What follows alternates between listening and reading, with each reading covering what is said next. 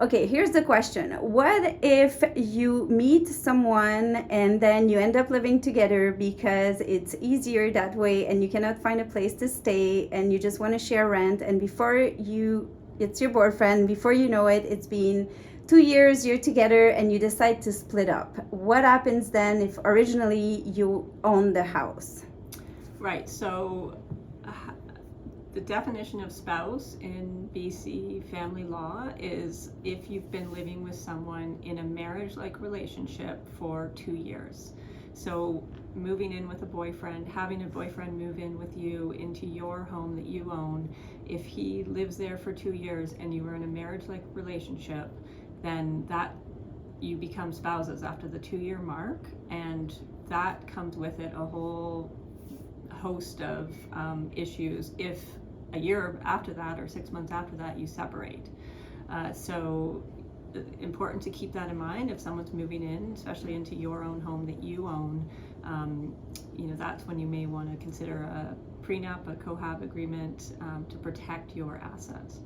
And what happens if we separate? What are the steps? So if you separate, if one or the other of you choose to separate, you can remain living in the same home under the same roof and be separated. That's okay, that's a thing. You can also, one of you or the other of you can move out.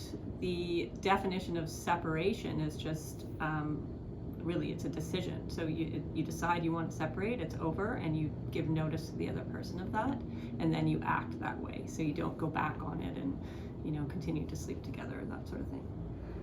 Okay, and would the person after 2 years have the right to the house or half of the assets? So exactly, if once you become spouses under the Family Law Act and then you subsequently separate, the Family Law Act dictates that what you owned, what he owned, or what you own together at the date of separation is family property, and it's to be equally divided. Now that comes with it some exclusions. So if you brought the house to the relationship, so it was yours to start with, that asset that you had at the beginning of the relationship is valued and you get that money back. So let's say the house was worth $1 million, you get your $1 million back, but the increase in value of the house is family property and it's divided equally. So again, important to understand that in this market, if your house skyrockets over a year or 2 years,